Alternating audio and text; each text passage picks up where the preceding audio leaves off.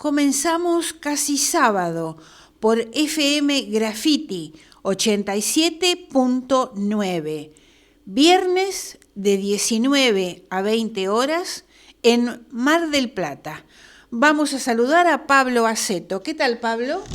Bueno, muy buenas tardes. Ya pareciera que la primavera quisiera imponerse. Ha asomado. Ha asomado en buena hora, la verdad ya estamos podridos del frío.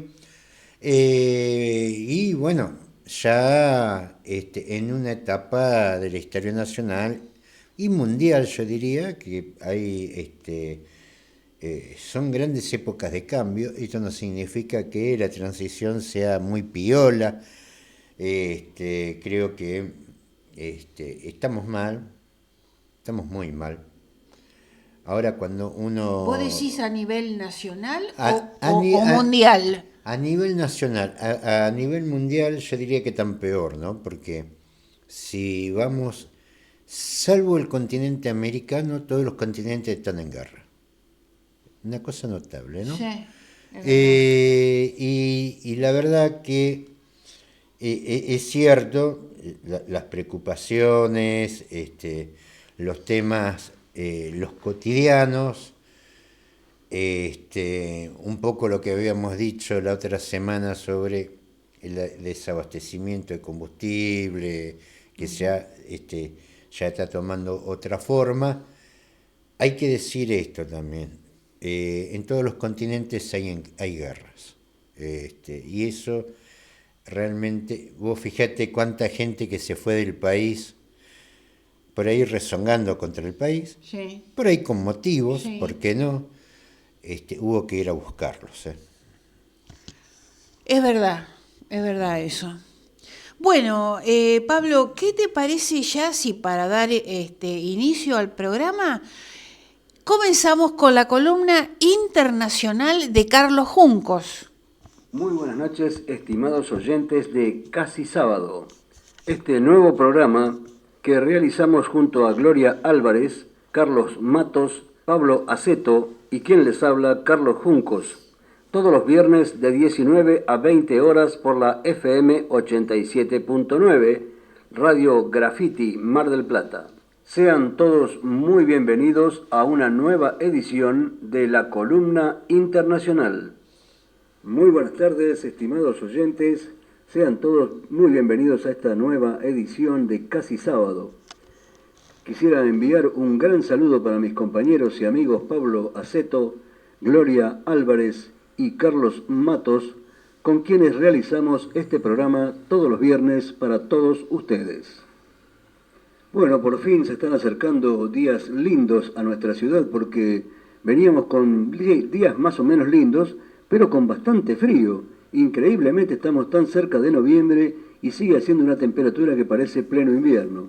Bueno, para el pronóstico para este fin de semana parece que será mucho mejor, así que a disfrutar del calorcito, del sol, de la luz, a salir a pasear y a disfrutar de esta maravillosa ciudad de Mar del Plata.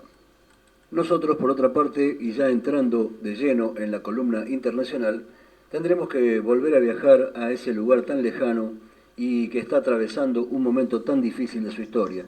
Me estoy refiriendo a Israel y la Franja de Gaza, donde continúa la guerra entre Israel y Hamás y el complejo conflicto en Medio Oriente, que se está poniendo cada vez más caliente y más difícil.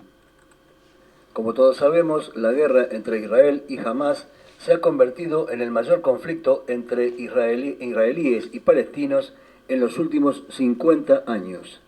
Todo comenzó el pasado 7 de octubre cuando Hamás lanzó un ataque sorpresa contra Israel, asesinando a más de 1.400 personas, la mayoría civiles, y secuestrando a más de 200. Desde entonces, Israel ha llevado a cabo una extensa campaña de bombardeos sobre la Franja de Gaza y un férreo bloqueo en el territorio que ha dejado más de 4.000 muertos y cientos de miles de desplazados que carecen de suministros básicos para sobrevivir. El conflicto amenaza con extenderse más allá de la frontera de Israel y Gaza y es el principal foco de la actualidad mundial. Como siempre, trataremos de poner a nuestros oyentes en contexto con respecto a quiénes son los actores que participan de este conflicto. En el ámbito moderno, Israel es un Estado de Medio Oriente fundado en 1948 por la resolución de la ONU que dividió el mandato británico de Palestina, surgido tras la Primera Guerra Mundial, tras la partición del Imperio Otomano, en un territorio judío y no árabe. Mejor dicho, uno judío y uno árabe. Pero Israel también es un pueblo simético que profesa el judaísmo y cuyos orígenes como civilización se remontan a la Edad Antigua. En Israel viven más de 9 millones de personas, de las cuales casi el 74% son judíos. 8 de cada 10 de ellos nacieron en el país, mientras que casi el 20% son judíos de otros continentes. Los árabes israelíes representan el 21% de la población, mientras que otros grupos son poco más del 5%. Jerusalén es la ciudad donde se asientan los poderes de Israel, mientras que Tel Aviv es un centro económico. Su gobierno está encabezado por el primer ministro Benjamín Netanyahu.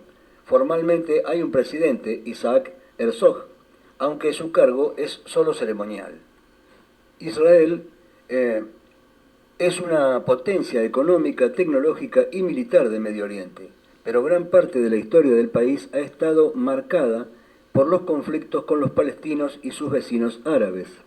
Los principales obstáculos para la paz incluyen el estatus de Jerusalén, el destino de los refugiados palestinos y sus descendientes, los asentamientos judíos en territorios palestinos y los ataques de grupos armados islámicos.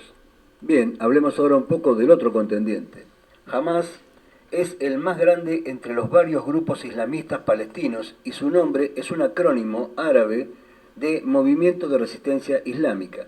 Su origen se remonta a los primeros días de la Intifada Palestina de 1987 contra la ocupación israelí de Cisjordania y la Franja de Gaza. Sus milicias son llamadas Brigadas de Qassam, y uno de sus objetivos centrales es la creación de un Estado palestino. Luego de ganar poder e influencia desde 2007 contra la Franja de Gaza y nunca ha reconocido los acuerdos firmados entre otras fracciones palestinas e israelíes como la Autoridad Palestina que gobierna Cisjordania. Hamás, o en algunos casos las Brigadas de Qassam, son catalogadas como grupos terroristas por Israel, Estados Unidos, la Unión Europea, Reino Unido y otras potencias. Aquí surge, o se acaba de mencionar, otro actor de este conflicto, que es la Autoridad Nacional Palestina. Es un ente político creado en 1994 como resultado de los acuerdos de Oslo entre Israel y la Organización para la Liberación de Palestina, la famosa OLP. Estos buscaban una solución al conflicto israelí-palestino estableciendo un gobierno autónomo para los palestinos en Cisjordania y la Franja de Gaza. Liderada desde el inicio por Yasser Arafat, también presidente de la OLP y del partido político Fatah, la ANP gobernaba los territorios de Gaza y Cisjordania bajo control palestino. Tras la muerte de Arafat en noviembre de 2004, asumió el mando Mahmoud Abbas. Sin embargo, desde las elecciones del 2006 que dieron la victoria a Hamás en Gaza y la posterior guerra interna entre esta organización islámica y el más moderado Fatah, la ANP perdió el control efectivo de la Franja de Gaza. La ANP es la Autoridad Nacional Palestina, ¿no? Es una simplificación, digamos. La Autoridad Nacional Palestina integra un sistema de gobierno multipartidista con un presidente elegido por sufragio universal y un consejo legislativo palestino con 132 diputados. En realidad, solo se han celebrado unas elecciones en sus casi 3 décadas de historia, las del 2006. La Autoridad Nacional Palestina, la ANP, ha perdido influencia en los últimos años, con un autogobierno limitado en Cisjordania y la pérdida de apoyo entre los palestinos, especialmente los más radicales que la acusan de colaborar con Israel y optan por apoyar a Hamás. Bueno, muy bien. ¿Y por qué están luchando toda esta gente? Digamos, ¿qué es esto, la Franja de Gaza? Bueno, la Franja de Gaza es un territorio de 41 kilómetros de largo y 10 kilómetros de ancho. Imagínense el pedacito chiquitito de tierra que es eso. En total, unos 365 kilómetros cuadrados, en el que viven más de 2,3 millones de palestinos, por lo que es uno de los lugares más densamente poblados del mundo. Se formó por la resolución de Naciones Unidas de 1947 que dividía el territorio del mandato británico palestino en dos segmentos, 55% para el Estado judío, la ciudad de Jerusalén quedaba bajo el gobierno internacional, y el resto para los árabes, incluido la Franja de Gaza. Los palestinos rechazaron el acuerdo e iniciaron la guerra árabe-israelí de 1948, que ganó Israel, lo que llevó a la primera gran migración de desplazados palestinos al territorio que limita con el Mediterráneo, Egipto e Israel. Luego de varias guerras, los acuerdos de Oslo de 1993 le dieron una autonomía limitada a Gaza. No fue hasta 2005 cuando Israel retiró sus tropas por completo de la franja, pero el Estado judío sigue ejerciendo control sobre la entrada y salida de personas y de recursos. Es por ello que la Franja de Gaza ha recibido una denominación bastante demostrativa. Alguien dijo, es una prisión al aire libre. Bueno, ya hablamos de los actores, hablamos del territorio, y hay uno de los elementos que generan este conflicto, que es la ciudad de Jerusalén. El origen de Jerusalén se remonta al año 2800 a.C. El nombre surgido de la lengua semítica es interpretado como la ciudad de la paz o la morada de la paz. La ciudad ha sido objeto de grandes disputas religiosas desde tiempos antiguos al ser epicentro de la fe judaica, islámica y cristiana. La resolución de la ONU había planteado que Jerusalén tendría un estatus independiente, pero desde la Guerra de los 6 días, Israel asumió el control total de la ciudad y en 1980 su parlamento aprobó la ley de Jerusalén que la hace indivisible. El estatus de Jerusalén es uno de los conflictos centrales en la disputa con los palestinos, que rechazan el control israelí y la ocupación del territorio palestino en el este de la ciudad, la cual también consideran como su capital histórica. Dados los conflictos históricos, Jerusalén no es reconocida por la gran mayoría o por la gran parte de la comunidad internacional como la capital de Israel, excepto en 2019 Estados Unidos, que es su socio histórico, le otorgó ese reconocimiento, siendo probablemente la única potencia que lo ha hecho. Bueno, como siempre se nos está agotando el tiempo, pero queríamos hacer esta pequeña reflexión, sin hablar de muertos, de heridos, de bombardeos, tratar de entender un poco qué es lo que pasa en este territorio y cuáles son las causas históricas que se están debatiendo en este lugar, aparte de la geopolítica internacional. Un gran abrazo para todos, que tengan un excelente fin de semana y nos encontraremos en el próximo programa. Muchas gracias, Carlos Juncos. Bueno, vamos a comentar ahora una nota de Pablo Aceto en el portal Cazador de Noticias. La oposición de Juntos por el Cambio y la Libertad Avanza chocaron la calecita, dijo Pablo Aceto en diálogo con Cazador de Noticias. Analizó la elección presidencial que se deberá dirimir en un balotaje el próximo 19 de noviembre entre el ministro de Economía y candidato de Unión por la Patria, Sergio Massa, y el candidato de la Libertad Avanza, Javier Milei. Se escuchan reproches a los votantes de Massa. ¿Pero son los votantes los culpables? Veamos. Tenemos una inflación del 150%, una pobreza de 40%. ¿Y qué propuso la oposición? Patricia Bullrich propuso rechazar la integración al BRICS y alejarse de nuestros dos primeros socios comerciales y consolidar un acuerdo con la Unión Europea, que tiene cerradas sus fronteras con aranceles, y no me quiero olvidar de la filosofía interesante, agrega Pablo Aceto. Milei, por su parte, propuso cortar relaciones con Brasil y China y llevar la embajada a Jerusalén. A los problemas que tenemos, a la oposición, evidentemente, le pareció poco y le querían agregar ruptura comercial con los principales socios comerciales y le sumamos a Hamás tirándonos cohetes.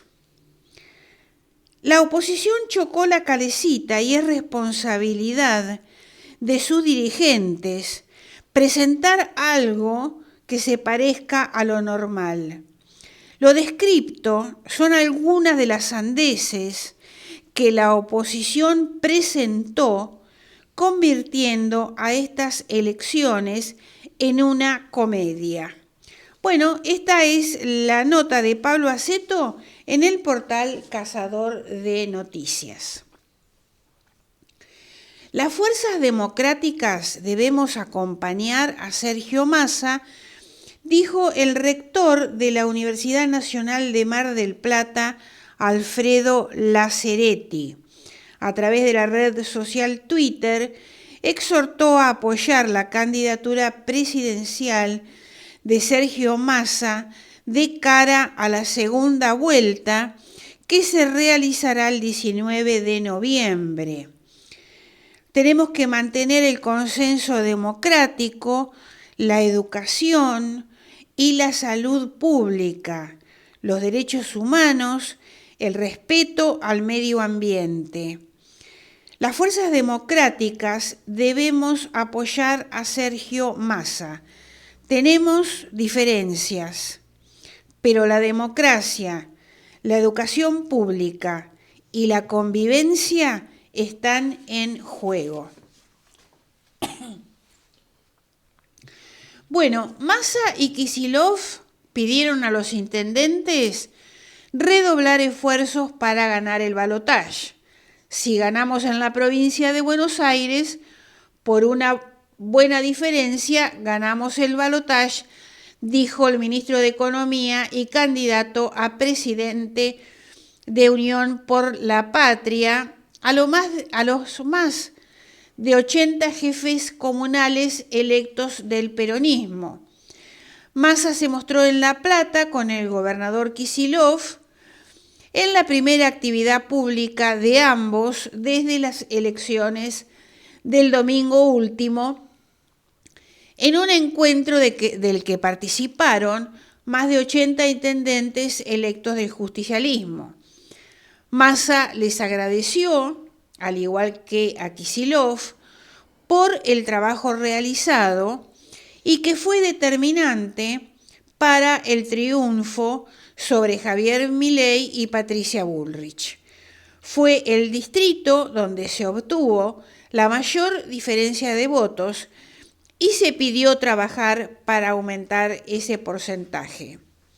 Massa les pidió a los presentes que salgan a explicar que mientras Milei destruye y ofrece motosierra, nosotros queremos construir un futuro.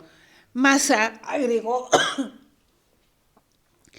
que la elección no está ganada y que hay que salir a buscar votos. Además, en la reunión Massa presentó su plan de obra pública y seguridad para los 135 municipios. Bueno, ayer jueves, Massa se reunió con los gobernadores justicialistas y después, si tenemos unos minutos, vamos a explicar. Ahora, Pablo, pasamos, si te parece, a la columna de Carlos Matos. La discapacidad el tema ausente de las propuestas políticas. Hola Gloria, ¿cómo estás Pablo? ¿Qué tal Carlos? Otra vez, casi sábado. ¿Se acuerdan? La semana pasada propusimos para esta hablar de lo que fue el debate para establecer algunos criterios, hacer algún que otro comentario, pero la velocidad de los acontecimientos es tal que no tiene ya prácticamente sentido hacer comentarios acerca del debate local, y mucho menos del nacional. Sí, tenemos que decir que el gran ausente como tema de las plataformas políticas fue la cuestión de la discapacidad.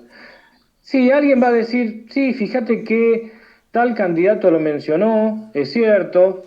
Miriam Bregman en el primero de los debates mencionó el tema de la discapacidad, lo mencionó. Sergio Massa en el segundo debate hizo una simple mención. Y bueno, a nivel local hay que decir que en el último debate de los candidatos a intendentes, Rosa Mauregui, candidata del Frente de Izquierda, habló puntualmente de la cadena de accesibilidad y del gran problema que hay al no tener un transporte accesible, un transporte de piso bajo.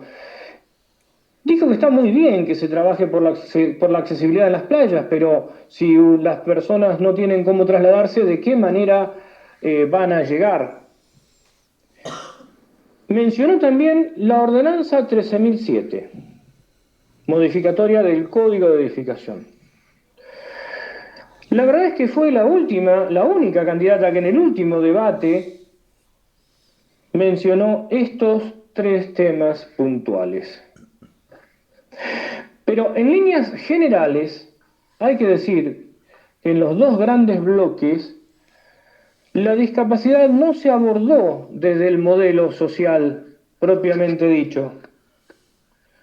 Se tocó alguna línea circunstancialmente. Lo mismo pasa con los sectores de izquierda, si bien son más permeables a discutir estas cosas, pero todavía falta. Sí debemos decir que no se ha utilizado tanto como otras veces el lenguaje discafóbico entre los candidatos y candidatas para insultarse.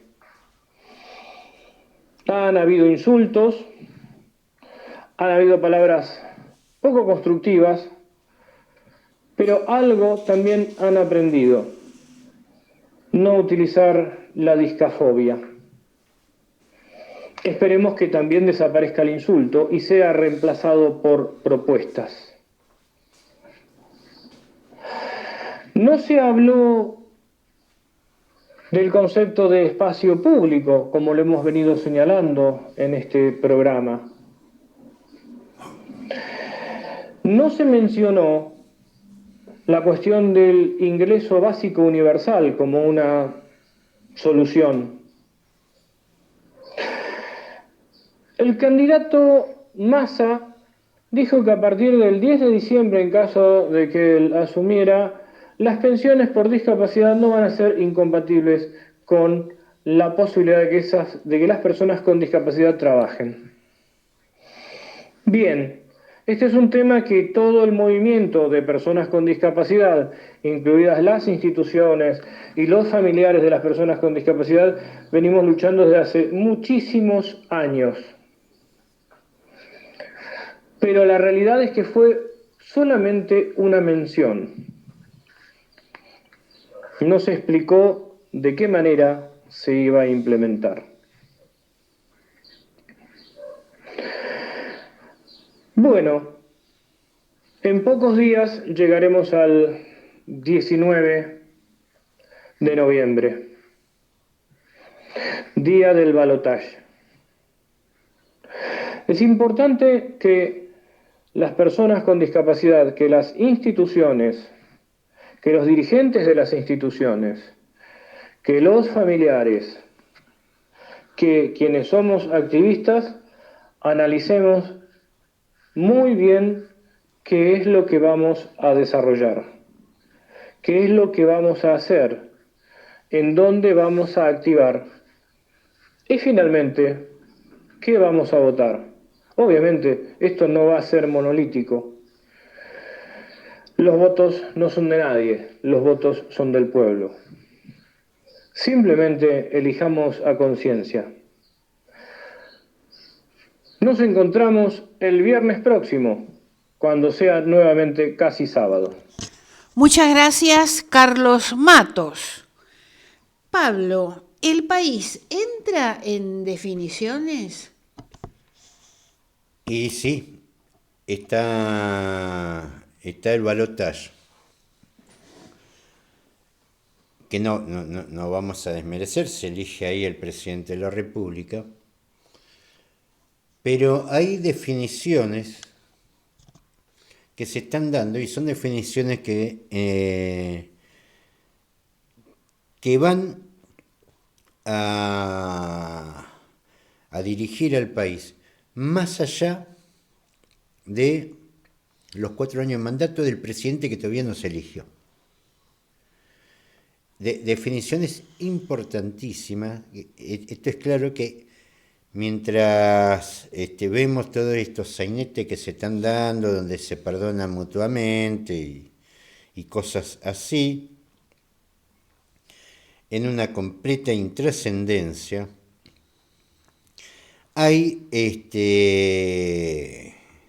se están tomando decisiones. Un poco para darle el contexto a esto, y siguiendo la línea de Carlos Juncos, y un poco como empezamos, ¿no? Un mundo que en todos los continentes, menos en América, hay guerras. Esto no significa que en América esté todo piola, pero por lo menos no estamos en guerras. Se juega las fichas del nuevo orden. Esto ya es claro, lo estamos viendo, e incluso en una ONU hoy quebrada, hoy está partida al medio, y casi con posibilidades de terminar como terminó la Liga de las Naciones, desapareciendo. Las declaraciones de Guterres, que tanto enfadó al Estado de Israel, y la verdad que lo que Guterres dijo,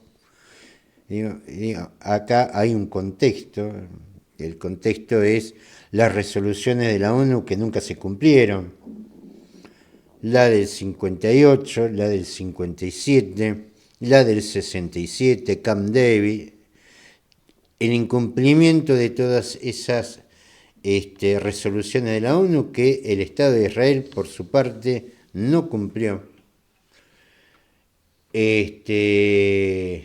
Han traído esto dentro de un contexto.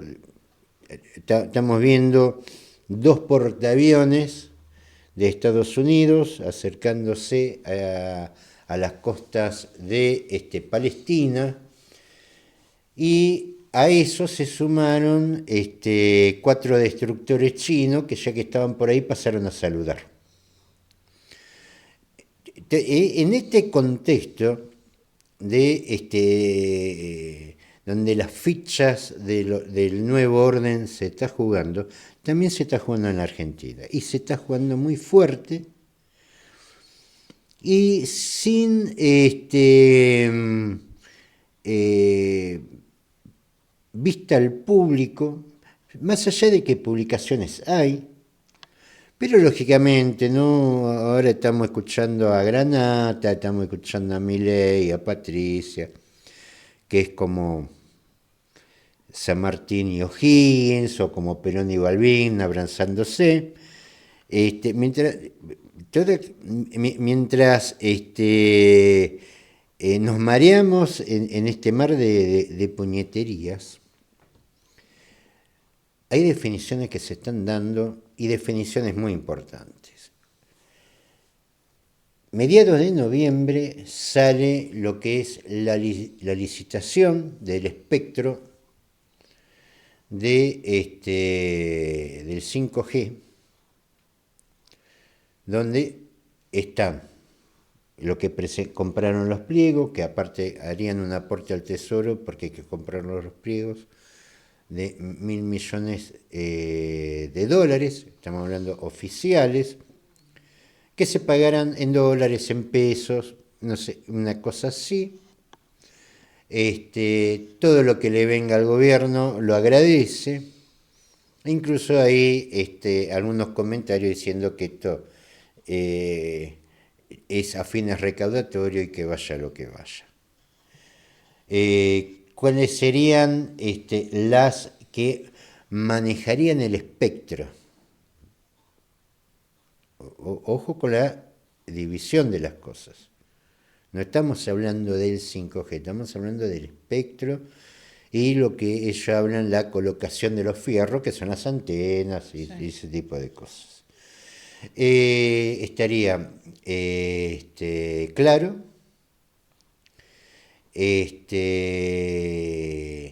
Movistar, perdón, Telecom y Telefónica, la Telefónica árabe. Tengan en cuenta que ¿Cómo la Telefónica árabe? Telefónica de España, Sí. el control por mayoría de acciones, compró el 10% de las acciones más las que tenía, Sí. es de la empresa de Telefónica de Arabia Saudita, la compraron los saudíes. Los saudíes tienen el control de Telefónica. Entonces no es más española, Es española, pero los dueños son árabes. son árabes. Ajá. Digamos, para darle un contexto a esto, bueno, Claro es de Slim, y Telecom de los norteamericanos. Que esta sería la primera etapa del 5G. Y digo, algunos se preguntará, ¿y por qué es tan importante el 5G? Que es más rápido para los jueguitos, que no, mire, la incorporación de esta tecnología no solamente nos va a dar más accesibilidad a los jueguitos, Facebook y TikTok, subir videos de TikTok, sino que va a tener un fuerte impacto en lo que es todo el proceso de producción,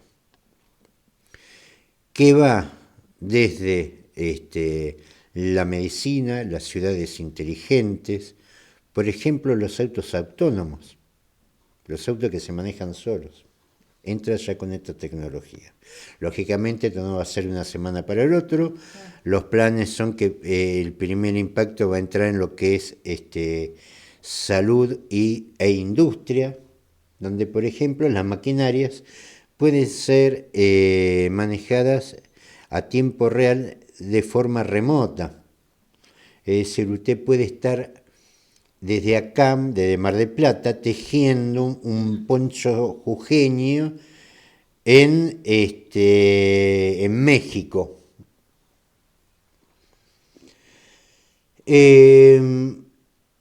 Y también hay que tener en cuenta que sobre esta tecnología se va a parar la moneda digital. Es decir, La que anunció Massa. la que anunció Massa, y vamos a ser realistas, esté Massa o no esté Massa, eso más tarde, más temprano se va a imponer. Por lo que, ¿qué es este juego que se está dando con el tema del 5G? Que no es exactamente lo que se va a licitar ahora a mitad de noviembre, que ya eso prácticamente estaría, sino la tecnología que se utilice. ¿Cuáles son las tecnologías que están disponibles para este servicio? Bueno, son tres. Una es Nokia, la otra es Ericsson y la otra es Huawei o Huawei, según como le guste pronunciarlo. Yo pienso que lo tenemos que pronunciar en castellano, le vamos a decir Huawei. ¿Cuál es la diferencia de esto? Bueno, Nokia y Ericsson sabemos que vienen, son los apadrinados por Estados Unidos, y Huawei o Huawei por China, es una empresa china. Sí. El tema es que no es lo mismo que tiene una empresa que la otra. ¿Por qué? Porque la tecnología, en definitiva, que se utilice, que a los efectos prácticos para usted va a ser lo mismo, que para, digamos, no vamos a notar, no va a ser diferente, pero sí el equipamiento que se use. ¿Quién es el proveedor? Si usted tiene la empresa china, la Huawei, toda la tecnología que se va a consumir en la Argentina va a ser de Huawei, que es la compatible con su sistema. Lo mismo pasa si es Nokia o Ericsson. Por eso, este tema, estamos hablando que es por donde va a transitar cosas como, por ejemplo, la moneda digital. Cosas, por ejemplo, como el manejo de nuestra industria.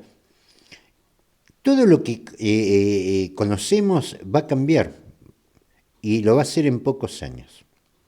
Por eso también siempre, y lo habla Carlos también, el tema de la asignación universal, el tema del trabajo, el tema de la producción.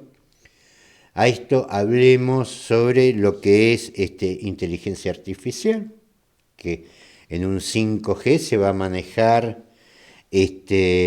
como jinete sobre corcel.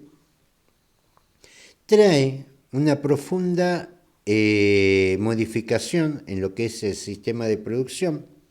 Imagínense los taxis que se manejan solos. Y esto no es ciencia ficción, no falta mucho. El 5G, la entrada a todo eso. Por supuesto, no va a pasar de un día para el otro. Primero se va a utilizar en la industria, en la medicina, y va a ir avanzando en todos los tópicos, en todas las acciones que hoy demandan mano de obra. ¿Nos gusta? ¿No nos gusta? Miren, eso no importa, se va a imponer. La evolución siempre gana. Lo que hay que pensarlo. Y la utilización de qué tecnología usar Huawei nos coloca en un lugar específico en la lucha geopolítica. Del lado, por ejemplo, de los BRICS. Y dentro de los BRICS, los chinos. Claro. Distinto sería si se utiliza Nokia o Ericsson. Nos pone ya del otro lado. Y de una manera muy difícil después de escapar, porque ya toda la base tecnológica va a depender de uno o del otro. Digamos, acá no hay tercera posición. O se está de un lado o se está del otro. La tercera posición era de otra época, era de otra Argentina. Acá no estamos en posición de guapearle a nadie y tampoco tenemos la posibilidad de hacer un 5G, una tecnología propia. Así que olvídate, vamos a estar de un lado o al otro. Y esto ha sido la disputa que se ha dado en estos años, especialmente por el actual presidente Fernández, que vamos a decir, en lo que es política exterior, la verdad que se movió un montón. Y se ha manejado bastante bien, ¿eh? En eso, la verdad, yo tengo que reconocerlo porque los yuanes que le están viniendo a hoy a Massa es un trabajo diplomático que empezó Alberto Fernández cuando lo criticaban que iba a China, esto y lo otro, pero resulta que ahora la guita está, las relaciones están, e incluso en contra de lo que pretendía la embajada norteamericana, Huawei, o Huawei, como le guste, va a participar en la licitación. Esto, la primera parte se va a dar, ya sabemos quiénes son los que van a poner los fierros, que es Telefónica, Telecom y Claro. 100 MHz cada uno, y va a haber 100 MHz que va a quedar para ARSAT a manera gratuita, que ellos se quejaron mucho porque dice, pero bueno, es la empresa estatal, es lógico que tenga una parte para lo que es el desarrollo propio del Estado. Esto en la práctica, ¿cuándo lo vamos a ver? En la práctica va a pasar algunos años, los 2, 3 años, porque el comienzo de la actividad del 5G va a empezar primero en lo que es la industria. Va a empezar ahí, digamos, y de ahí, de a poco, la tecnología. Imagínate que nosotros tenemos, por ejemplo, teléfonos 4G, por más que vos tengas 5G, el teléfono es 4G. Va a haber toda una conversión, y toda esa conversión va a significar que, por ejemplo, ¿qué tecnología vamos a comprar? ¿La de Nokia o la de Huawei? Y esta es la gran disputa que se está dando en la Argentina. Fuertes presiones por parte de Washington. Tengamos en cuenta que a partir del 1 de enero ya estaríamos dentro del BRICS. Con lo que esto es una definición importante. Ustedes dirán o se preguntarán en lo personal, y en lo personal yo estoy de acuerdo con Huawei. Yo estoy de acuerdo con el acercamiento a China, que son las potencias emergentes que representa ese sector del BRICS, junto con la India, junto con Rusia, junto con otros, junto con Sudáfrica.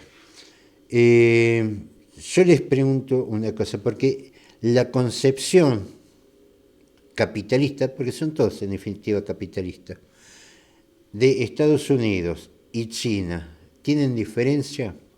Bueno, les pregunto,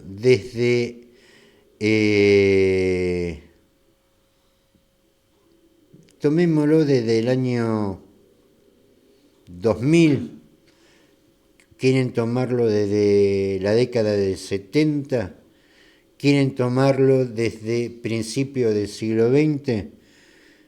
¿Cuántas guerras estuvo China y cuántas guerras estuvo Estados Unidos? Le hago esa pregunta nada más. Entonces uno se va a dar cuenta que, el paraíso no existe, pero la concepción del poder es completamente distinta. Muy bien, Pablo.